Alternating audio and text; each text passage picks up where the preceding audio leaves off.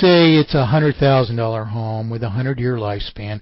We borrowed $100,000 into circulation on a 20-year note, and 7 years into it, we've actually paid $125,000 for the house. Guess what?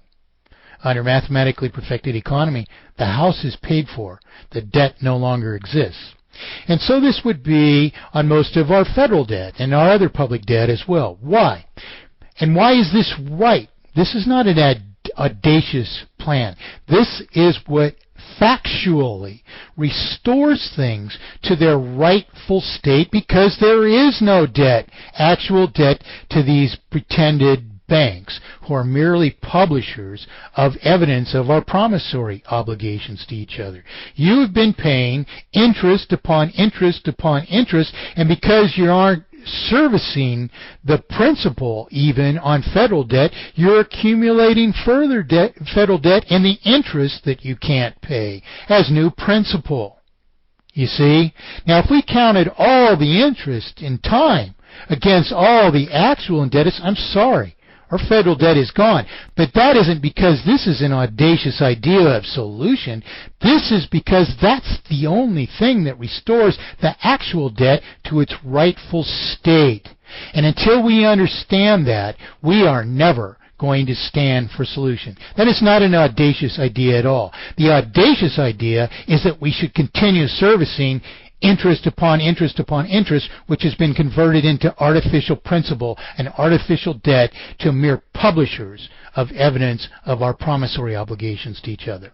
So now, if we want to go back to work immediately, if we want to prosper to the full extent of our capacity to do so, we have to immediately adopt mathematically perfected economy, because it is the only thing which reduces our transactions between each other to their actual costs. It's the only thing. It eradicates all redundant cost whatsoever. In effect, mathematically perfected economy, when you get down to resolving all the intellectual processes which are involved in understanding how it solves all the quote-unquote all the faults which have been imposed upon us, it comes down to a very, very simple thing.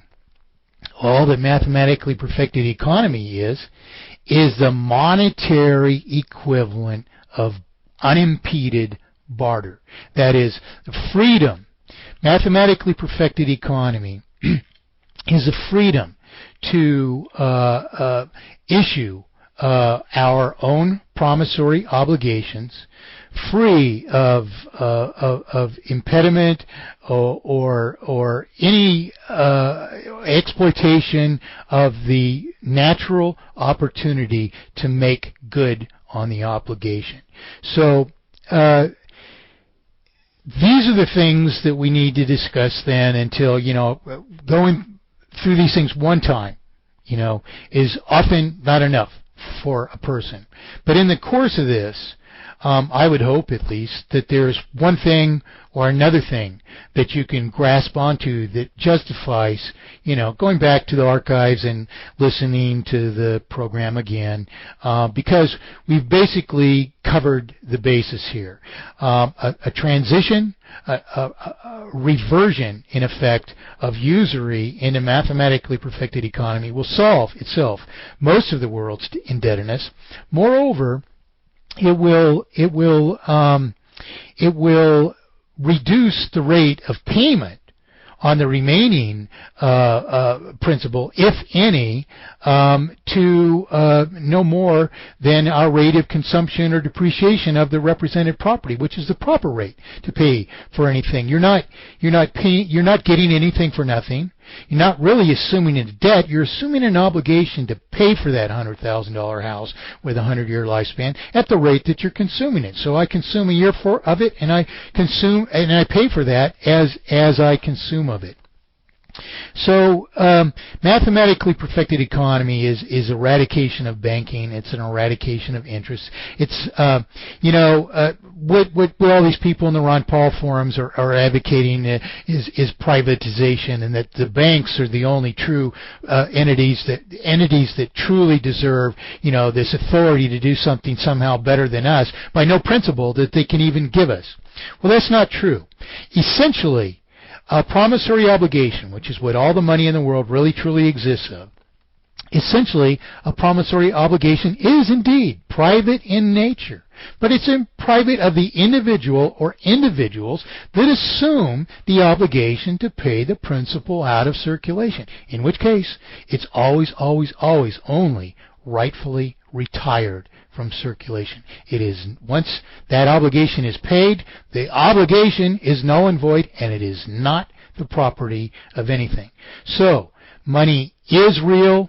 Money is one thing and one thing only if it's a just money which can inflict no crime on anyone, and that is strictly a promissory obligation which is paid off at the rate of consumption or depreciation of the related property. And the way that we do this amongst each other is to agree on some uniform rules. What do we want to consider justifies our creditworthiness? These are just rules of implementation. They're not actual mathematically perfected economy. This comes down to, okay, we're very fearful people. We're afraid that people won't pay back their debts, even though under mathematically perfected economy, the remaining value of the property is always sufficient to collect the remainder of the so-called debt. It's not really a debt. It's a promissory obligation. We have to distinguish between those two things. But always, under mathematically perfected economy, the remaining value of the property is sufficient to collect the debt. So there really isn't even any risk involved in all this. So how would we do that? Well, we wouldn't do this with a linear rate of depreciation. We would want to say, since if we use a linear rate of depreciation, we might buy a $100,000 home with a 100-year lifespan with 5 years left of its life for the same payments as a brand new home. So no one would buy the used home. We don't want to do that. So we would use what I call de-escalated rates of depreciation. I've had online polls for these, and I came up with one which to my exhaustive discipline, I personally I couldn't find that it could be very far from anything anyone could accept pretty much without reservation. I mean, we should all have some reservation. Is it too much? Is it too little? But no one even voted against it in the polls. And so we would likely deploy de-escalated rates of depreciation where, they're steeper in the beginning of the lifespan of property. So the person who buys a brand new $100,000 home is still paying overall a rate of, $1,000 a year against a 100-year lifespan. But likewise, what we would do for all of our purchases, it doesn't matter, if it's a home, if it's a tool that you buy with a 20-year lifespan. You go into the hardware store and you buy your tool chest that you've always wanted for your whole life, but you're obligated to pay for that at no greater than the rate of consumption. Now we might say, well, a guy only uses his tools for 20 years, but they last for 50 or 100 years. So let's depreciate them over 20 years instead. Okay, fine. That's how you want to implement it. But that's your decision. That's because of your own reservations, some of which are justified, some of which might be overly fearful or conservative. But nevertheless, we the people decide on those things. We don't have some representative who's not a representative at all, who is put in office by a banking system to keep the banking system there, to say, okay, well, what we're going to do is we reduce interest rates to down near zero, and that's going to help you. Well, I'm sorry. We've already got that, and when you've already got all this artificial indebtedness multiplied to this incredible, artificial sum, that's not going to help you. People say, well, look at Japan. Japan's had, lower interest rates than us all this while. And look at Japan. They haven't recovered. Of course not. This is what I've been telling people for 40 years. There's no insulation for these things. What's the problem with Japan is not its interest rates. They've always enjoyed a more beneficial interest rate than we have. And this, of course, better sustains their industrial efforts than it will ours, which are more encumbered by higher rates of interest. But likewise, at the same time, Japan is dependent on the United States for its markets. So the multiplication of artificial indebtedness here is siphoning away from the markets the money that they could spend on products and industrial production of Japan. It's dedicating that circulation instead to servicing artificial indebtedness to the mere publishers of evidence of our promissory obligations to each other.